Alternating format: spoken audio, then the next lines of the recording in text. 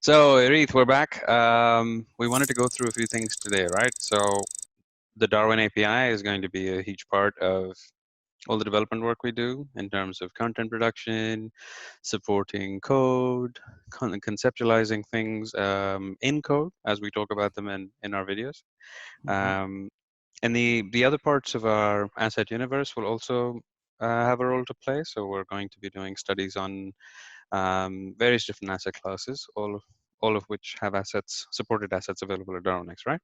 Hmm. So as part of that, um, you're now working alongside us in building out the API wrappers Hmm. a lot better, so we can use them more effectively in our presentations, in any videos we produce, and things like that.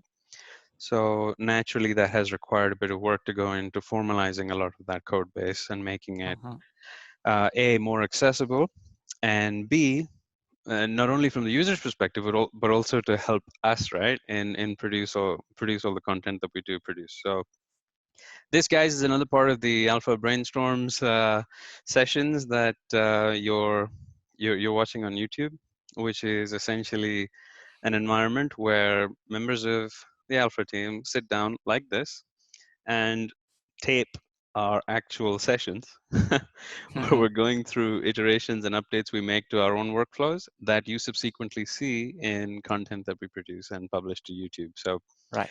in this session, what we're going to do is Erith and I are going to record a conversation that we've actually scheduled on the calendar to have about modifications and improvements we've made to the Darwin API wrappers. Hmm. And not just that, we also have tick data available at Darwinex for all the various asset classes that are available. And we also supply via FTP raw Darwin data.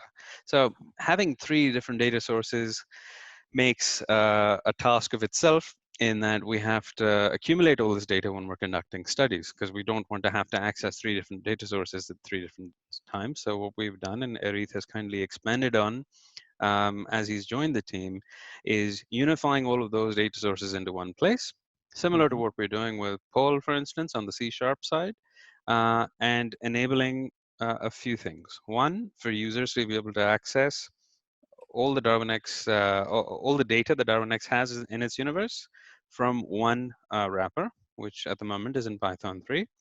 And Hmm. secondly, to help us use it in content production, so we don't have to keep writing 10 different things for 10 different use cases. So Erith and I are going to have this call and record this call while as we're doing now, where we'll take you through the improvements that have surfaced and how we're going to publish them to YouTube. So Erith, floor to you. Take it away, mate. Okay, so just starting to yeah, build on the ideas that Ali has just presented, I will share my screen so that you all can see what we have been working on.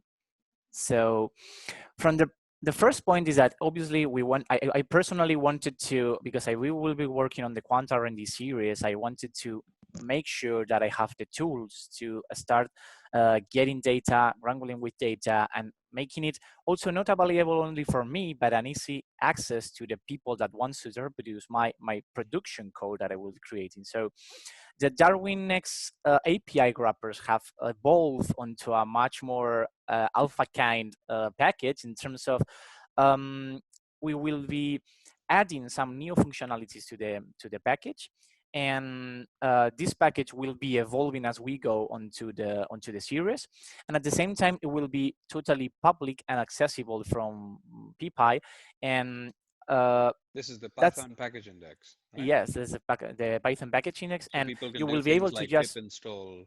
yes, surely. I mean, we have created a pretty much long README so that you can just use the scripts, try it. Fantastic. So, and that was something really important for me to be able to, okay, if I just go through the code, I don't want people to get just going through the GitHub, looking for different folders and being able to, Hmm. okay, I take this from here, but I also taking this from here. But I wanted to everything to have one place to start, and from there build whatever you might want, if you boil things onto my series and onto my studies, or you just want to make yours. So And this let's is get really to the important, right? Because one of our goals with anything we're doing in terms of content production, in terms of making all of this functionality available to people, is that we're trying to help people make the best use of everything that the Darwinex ecosystem has to offer. So Sure. anything we can do to further that mission, we're going to open source it. Even these recordings, these conversations that we're recording live with no filters, um, are one of the ways we're doing that. It's just open sourcing everything we do in order to help people make the best use of everything Darwinex has to offer. It's important to see also our sequence of thoughts to be able to understand why we Exactly. are doing this finally. So I agree. I agree. just going through the code, you can see here on my Visual Studio IDE how I have organized the code. This is the same structure that will be seen onto GitHub, onto the Python package index. Hmm. And you will have the README here that we will go through finally how it looks like in the Python package index. Hmm. It is actually uploaded to mine, but it will be available on the Darwinex account Hmm. and on the Darwinex GitHub. Okay. So from here, I want to just open this, which is the real package, okay?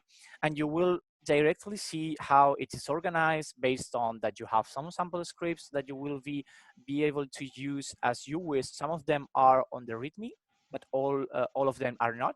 So, but you can just use them here, put your credentials if it's going to download tick data from the FTP, or whether you are going to use the access tokens to the different APIs that are offered onto the platform. So one Uh, question that comes to mind here is that mhm, I assume that myself and any other user of this Python package will be able to access all the data that Darwinex serves. So this is not just specific to the Darwin API. You no, can definitely. download the analytics data for Darwin's directly from the FTP repo. So Mhm. I assume you have functionality in here that users can supply their FTP username, password, and stuff. Yes, Yeah. totally on. I mean, these are examples as you are seeing here. Just you can, if you look at it in detail, you can see Hmm. three branches. Okay. You see the Darwin API classes examples that will be built on the 5 APIs that we have onto Darwinex about the quote API, the info API, the investor account API, the trading API, and the WebSockets API. Okay, Hmm. those, let's call them the Darwin APIs. Okay, and from there we have other two branches. That one is downloading traditional asset tick data of the Darwinex So this FTP is your server. FX, stocks, Yeah. indexes, Mhm. commodities, cryptos, things like that. Yes. And from there we have these two scripts that we can see here. Okay, Hmm. we will one of these two are exactly the same as the ones that you have in the README, so you can just copy paste them or just run it.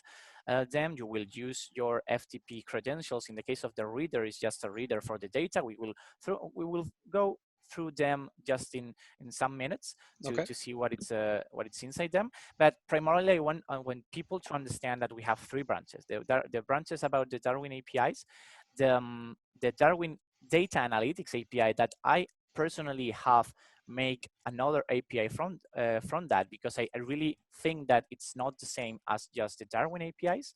That's And all your underlying strategy data. So the yes. information, if for Darwin's, for instance, that do not have their assets hidden, there is position level information, even though there's no Mhm, trade level information to protect the user's intellectual property. But there is position level information, there is information to do with divergence, and a whole host of data metrics and historical time series that are not available via the Darwin API. So it's a really good complement, right? Between the mhm, FTP repository and the API, you can combine those through, I assume, your script base over here mhm. to get all of this information in one unified way. No, Sure. That's why they have all been created as classes, so that you can brilliant. create your objects and create your even your wrapper from the APIs. But I wanted to make the perspective yeah, making them independent, not just Okay, everything will be the great idea. Darwin API. But I personally find myself that people will understand that maybe you want to trade Darwins, but primarily you need to make some studies on Darwin. So it's Okay, a totally different concept, because maybe people then wants to, well, manually execute their trading operations for, but whatever. These are the three branches, Okay. and we will be seeing them just here in the API package that we have.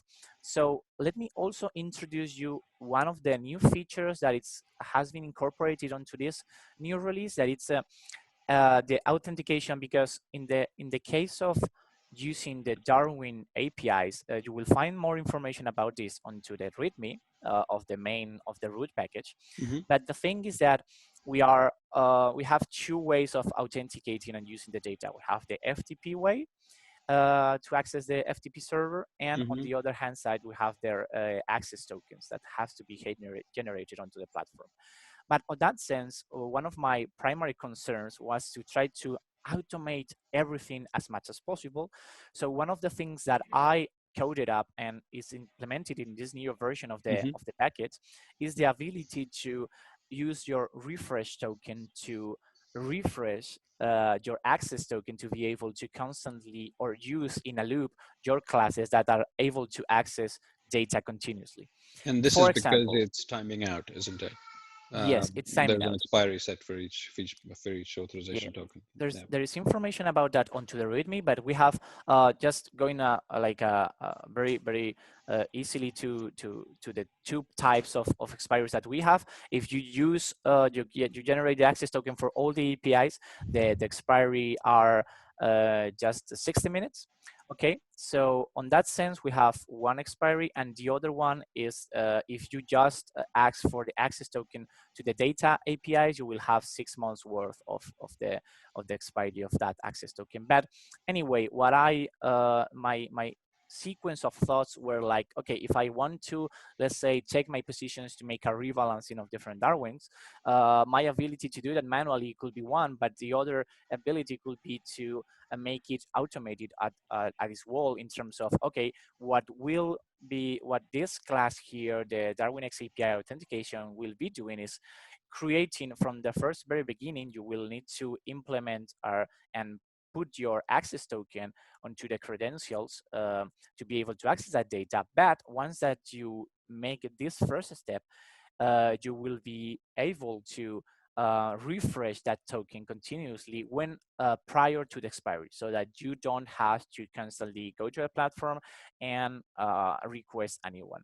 So this is basically implemented here in this API authentication class, but we have two branches also here. One it will be for the REST API access tokens, and the other one will be for the WebSocket. At the end of the day, it's the same functionality, but in the case of the REST APIs, as all are accessed from one script, which is the Darwinex API script that we can see here, okay? From here, we can call everything else and just getting onto the real implementation of this refresh token decorator for the APIs.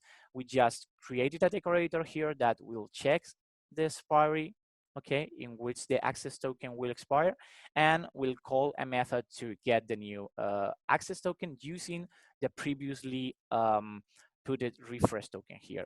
Okay, Perfect. this is not a Nice. functionality that has to be understood by everybody, but just be sure that it will work on a sense that it will generate the new access tokens and the new refresh tokens, and those will be cached onto a dictionary, so that you can they can constantly iterate from that sense. Okay, So I have a question here.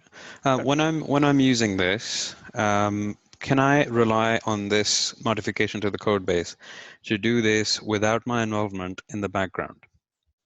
So for instance, I have a trading algorithm that is running 24/7, 24/5, and relies on this functionality. I do in fact have one right now with a different code base, the prior code base that we published to GitHub.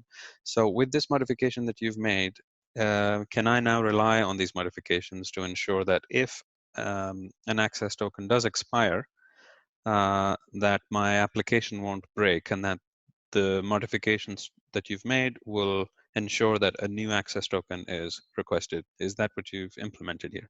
Yes, that's correct. I mean, Fantastic. This is super helpful. that's, I mean, obviously you will need to take care of, this is a package that we will be releasing on the first version, but maybe some of the things that you want to do and some of the maybe exceptions that you want to, I mean, this is the functionality that automatically on the background, if you are on a loop fashion on your trading algorithm, that you're obviously, if you want to run it 24/5, you have to have some state, and you are running that onto a loop fashion, okay, with Sure, yeah, I get that. so Okay. on that sense, I want to make sure that the people understands that this functionality, what it does is it checks constantly if the time of expiry has reached. And previously to that expiry, instead of waiting for the error to happen, in this sense, like let's say that expiry goes into the 60 minutes threshold, and one of the functionalities that we could have implemented is like, okay, we will just check when this goes far from this threshold, let's say those 60 minutes, and then we will wrap up the session and recreate the access token. But I personally think that even if we get onto less exceptions, it will be much more easier for us to understand the code. So it's basically the opposite in terms of we don't wait to reach the expires in threshold, but what we create is a new expiry that is less than the real one, so that we don't get to pass the threshold, but we recreate the access token because we have the ability to do that prior to that expiry. Yeah, Okay, that's smart does this thinking. make No, sense? good one. Yeah, it makes Okay, sense so because what you're doing is preempting it instead of running into the exception. You're yeah. preempting it, that if the exception were to be raised, you just request a new access token and be done with it, really, aren't you? So it's just one less exception to handle. Yes, that's totally on. I mean, the issue is to not get into one exception onto another to be able to make a proper code that is productionable, and maybe you should add any other functionality that you want on top of this. But what is if you run this into a loop fashion, whether it's a REST API call or whether you are using, for example, the WebSockets API to get the data, you will have this functionality implemented. So just wanted to make sure that in the case of the REST APIs, I have coded a decorator so that this function here, this decorator here, will be called each time that we are calling, okay? Let me collapse this so that you can see that it's here, okay? You can see that the decorator is here, and what the decorator basically does is just wrap up this function here so that anytime it is called, it will check if we have reached that expiration, and if we have reached that expiration, we will get onto a new access token generation. Let's say an example of practical example of this is like to ask for the position of an account. You can just code this up with a while true method, and you can just make the first call about your positions of one of the portfolios that you may have on Darwinex, and from there the access token will be generated onto 60 seconds just to be able to start that functionality. And you can check to time sleep, for example, for 70 seconds, for example, and you will see how when you call back the same function in that while loop, you will see how you are able to make it work with another access token previously to the one that you were using it. You can just run it for example, much more time, because as I said, the expiry token for if you request the access token for all the APIs, it will be 1 hour worth of the access token expiry. Okay, but the functionality can be tested with this first iteration that I just told you, that it creates the new access token in the first 60 seconds so that you don't have to wait for that. Okay, you can test it out really easily. Oh, that's brilliant. That's brilliant. So that makes it quite a lot more flexible than it was before. And for anybody who's watching who wants some context on the function that actually gets wrapped, you can visit the previous tutorial series on the Darwin API, where we introduced the OAuth2 code segments to deal with the authentication bits when you're using the Darwin API. So this adds another layer on top of it and automates a few things that were still a bit annoying with that code base. Now it's if you really look at, let's wrap up also with this, because those are the REST APIs, and if you kind of let me go to again the API authentication class, you will just see here that we request token, we check for exceptions, and we finally add to the expiries in variable that is returned with the refresh token, with the new access token, and together with the refresh token. Okay, here a point is that the client ID and the client secret doesn't change. Okay, we just change the access token and the refresh token in each call, and what it does is just create a post request that is sent to a different endpoint. Okay, we see the endpoint here in the token URL, and it just gets the response, and we just get the data that we want. So it's basically implemented here, and to just finalize this new functionality, we can go to the WebSockets API class and see how this is handled, so that in the run function, we check for different errors. And when we get to this new functionality of getting the access token when it's an expiry, what we will do is here in the subscribe method, we will check the time. Even this is not necessary to create a decorator here, because it's much more easier to just grab it onto the WebSockets API. Sure, So yeah. it's the same code here, but what it does is checks the expiries and gets the access tokens, and then it's with the new credentials, he will access again the WebSockets URL to a start, and it will clean all because obviously when we are requesting the new access token, we still can use it, but the best way to do that is to cancel all the tags that are onto the asyncio background, and to be able to create a new loop and start from the very beginning. Okay, you can Sounds test good. it out directly with the different scripts. And let's go back to here to see the different API. This is the last thing that we will do, but it's also nice to point out that each of the APIs are here as a let's say whole package as themselves, and you will be able to access them like Darwinex API Darwin Data Analytics API, the different classes. You will notice that the notation it's pretty much Intuitive, the yeah. same, intuitive for every each of the different API wrappers. Mm-hmm. And what we have added primarily is the ability, in case of the, let's go here, Darwinex API info. Okay, the info, I mean, as these APIs are REST based, we don't, I haven't modified anything, because they will just call a REST method endpoint, and they will retrieve the necessary data. But in the case of the tick data FTP cases, and let's open up also, let me just 1 second to go to the Darwin Data Analytics also.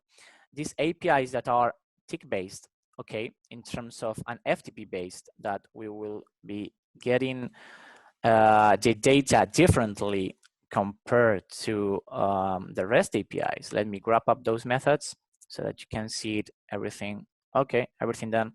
So the implemented functionality here on the downloader API class. So this is where we're referring to the tick data, and this is tick data for Darwinex conventional assets, not the Darwin Correct. API. Am I correct? Correct. So Totally. this now allows people to access a separate FTP repository where we house tick data, since we've been collecting it, for all the assets that people see on the assets and spreads and execution conditions page. Yes? So here we have a new, not a whole new API, because we have some functionality to download this data, but we were able to just download, for example, 1 hour worth of tick data. And what I have done here, let me also collapse this, that it's much more easier to see everything here.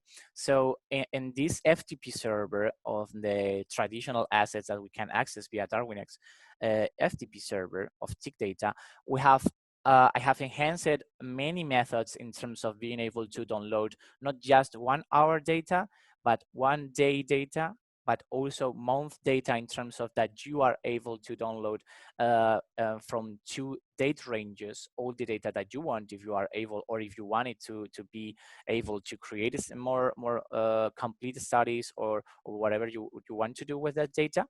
And finally, I have also made the functionality to be able to save it to different formats, not only to CSV, but also to Pickle and to HDF. Okay, you have all these on a very clear example on the README that is on the root package. And this is just building onto the top of the previous API wrappers that just were able to download 1 hour data. What we do here is just append the new data that we are requesting to that bigger data frame to be able to create more complete a more complete data set. If you have the ability to download 1 hour, if you want to download a 1 day worth of data, you just pick each hour and you just append that to the same data frame. And if you want to download a whole date range data, you just want to build onto this 1 day request and just keep adding to the same data frame. So this, I think, it's really helpful for each of us that will be doing studies onto well, we could do a studies onto tick data on 1 hour because we have pretty much of data. But if you want to create, let's say, tick-based bars that we will be working on the following series in the quant R&D content series, it will be nice to have, well, let's say 3 months data, 4 months data, even a year worth of data. Okay, if we're able to And the save cool it. thing is that because you've unified it like this into one package, then all those studies apply agnostically to any assets that we serve, right? So here, for instance, we have the ability to download granular data for Darwin's as well as conventional assets because we've unified the 2 FTP repos here through this one Python implementation. And then when you go ahead and do things like set up, for instance, tick bars or imbalance bars or any other sort of frequency-driven data aggregation, then you can demonstrate that agnostically of any asset class, which is great because then we can do studies where the asset class, where it originates from, becomes irrelevant. It's more of a case of us talking about areas such as diversification or studying one particular asset class in depth or benchmarking between assets and Darwin assets, or cool ideas surface as a result of this unification. So well done, mate. This is really nice. Yeah, and just this is easy to make an intuition of how it will work, and you have the, as I said, the example scripts even in the README. And if we go to the tick data reader, we have also enhanced the possibility. I mean, this tick data reader API wrapper was the ability to take those previously saved log.dc files. And in this case, what I have get written of those log.dc files to be able to build onto more efficient, let's say, data formats like the HDF, the CSV, or even the Pickle one, so that we can insert the file path, okay? And from there, we can load anything that we want in terms of the final data that we want to use onto our analytics. So this tick data reader API, I have also, let me again go here, okay? You can find some example data of all the data that we can request in the example data folder. So that you can just wrangle with everything and just change the file path to be able to play around with the different data formats. And these And pickle archives, do these pickle archives contain the data frame dumps? yes. Okay, great. Yes. That's if we return here to the tick data downloader, we'll go to the save data frame to Pickle. Okay, so just from pandas we can use the 2 Pickle methods to save that data frame directly to Pickle. So it's really straightforward to make that. Brilliant. So, and finally, and this tick data reader API, and there is the Darwinex Data Analytics API that it's pretty much the same that previously the previously API, and in terms of the functionality, because we have the different analytics. But what I have done here is it's make a whole new class in terms of using it. I mean, the functionality is pretty much the same because it was nicely done by you a while ago. And what I just added here, for example, is a method to save the data to CSV if we want it, instead of because we haven't had that functionality. It's really straightforward to create it yourself, but I just added a method here to save it to CSV in this case. And because it's not that much data as compared to the tick data APIs in terms of the quoting of traditional assets, so a CSV will totally suit for the studies to be able to create data frames and to be able to apply any kind of functionality that you want from there. Nice one. And I guess this is all from So the that's everything you've perspective of unified into DarwinX APIs, now the pip package. yeah, no, this, I mean, the can you reframe the question, because I think Sorry, that I meant that all of this is now, all of this forms part of okay, yeah. the DarwinX APIs Python package, yes? Yes, the all this functionality can be found here. Let's grab up just, I guess that you're seeing now my Google Chrome tab. Yes, I do. Okay, perfect. So just how it will look like, how you will be able to pip install this. It's just like doing pip install Darwinex APIs, okay? It's just straightforward to understand what it's inside the package. And the thing is, this will be the, this is just the prelude and the prephrase of the PI package, but we need to transfer this to the Darwinex API. And from, I guess that when you see this video, it will be just transferred to the Darwinex corporate account. And this is it. I mean, you will find here many of the important notes. We can just go through a bit of the project description here with the introduction. You will find some important notes about that the package will evolve and that it's released as is for this time. A little bit of information about the access tokens if you don't have understood very well what the functionality that's been added on the authentication side has not been understood, so you can go directly here and understand it much better. From there, some of the explanations about the architecture in terms of what Darwinex offers in terms of APIs. What is the difference between the REST API and the WebSockets API, okay? And then you have the proper installation code base here, how you can install it in terms of being developed by yourself and add functionality. Please let us know if there is some functionality that you would like to see here, because, and if you have or want to implement that, because we will be glad to consider your pull requests. Yes, And absolutely. I mean, one of the points of sharing, this is a team call that's being recorded and just published as is. There's a reason for this level of transparency, is that not only do we want people to benefit from everything that happens in the background, like how we come up with these things, but also to contribute while this is happening. So by publishing that's a this very good as point. is, people can, people should and feel welcome to contribute in this development effort, because any contributions you make, they only assist not only you, but anybody else who's also using these assets in their R&D effort, right? And we'll go on and shoot videos with actual implementations based on the subject matter that either Erith or myself are covering in any one particular video, and that will give rise to more evolution and questions down the line. So people can always feel free to contribute more ideas or modifications that make sense. That only helps things get better. So hence the full-on unscripted tutorial recording plus uploading everything open source. No, and there's one of the ideas that I personally wanted to make this. You can believe myself when I say that I will create this package to assist me directly. The first principle to create this is to assist me to finally get to Absolutely. the studies and to finally create my own code base that that it has the ability to make productionable code and to be able to trade onto what Darwinex offers algorithmically.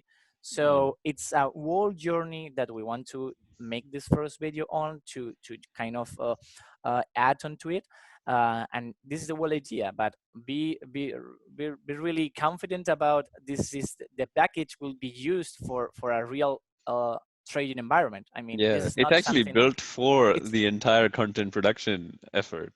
hmm, So that, I mean, people can benefit from downloading and using it in their own right. But this is really to help us produce content.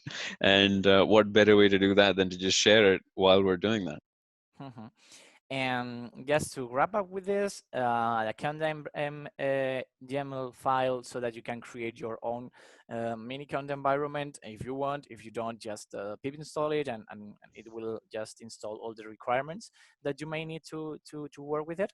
And from here, you just have some examples about the Darwin API suite that I just told you about, creating the different ones, and well, streaming quotes, running the WebSockets for the different Darwins that here appear. Okay. Obviously, you will need to take care about the different parameters that you add to the functions. Okay, but this is just an example to be able to reproduce what we want you to reproduce, because they are the first examples of the APIs wrappers. Okay, so and from here you have also an example about the tick data APIs that you will just plug in here your alpha usernames, password, the tick data, darwinex.com. Okay, endpoint, an FTP server, and you just can hit the play button to run this script, and you will download data for the WS30 asset onto the Darwinex. This is like a traditional asset. This is not a Darwin, and you will get all the data, and you can just wrangle with it in the future. You just can read some of those. I decided to make a pickle example instead of a CSV, which is much more easier to use. But in this case, you just take some of the bid and the ask pickle files, and you will find that if you do put all of this here, it will create a whole data frame that it's quote based, so that you have the whole assets to create 3 columns: the ask price, the bid price, and the spread. And from there, you will be able to create any other kind of representation of this aggregation really easily. And just some points on documentation and discussion, and the final disclaimer, and encouraging you all to start using this package, because it's the way to go to reproduce and to make use of the content that we will be creating. No, you've Just that. outdone yourself on this iteration, mate. Nice one. This is going to be so helpful not only to your content production, but to the rest of the team's content production, but a lot more importantly, to the users who at the moment have access to several different resources. What you've done really well here is put them all together so Mm-hmm. that while we're doing our thing, anybody else who's doing their own thing can easily just access this and use it independently. And this is the important bit. If we can empower more people to make better use of all the resources that we have available at DarwinX, this is just one idea unifying everything into one Mm-hmm. Python package that serves that. So if anybody else who's watching our little team brainstorm and team iteration call going on over here, if you have any ideas that can help us make this even better, to better enable you and to better enable other users to make good use of everything we offer, please share it with us as a comment to this video Sure. or as a commentary on our DarwinX Collective Slack channel, in the Darwin API section or algorithmic trading sections, or on the DarwinX community forum. And we greatly value all your feedback. I mean, all of these team sessions happen as a result of aggregating all the feedback we've received and any we've added on top of it. So anything you can do to add to our journey and yours would help us greatly. Really valuable. It will be really valuable. Yeah. Okay, so let's wrap up with this, Ali.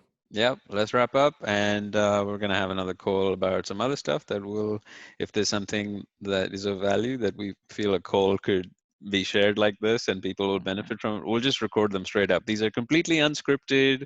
They have Yeah. no agenda other than teammates sitting down together to review stuff that they're doing for you. And there's really no need for slides and scripts, is there? I mean, this is No. precisely what's going on in the background. So you hear Mm-hmm. it from us as is. And the only thing that's different is that it's being recorded. So Mhm. hope you enjoyed it, and we'll catalog this and move on to the next thing. Nice one, mate. Yeah. Thank you.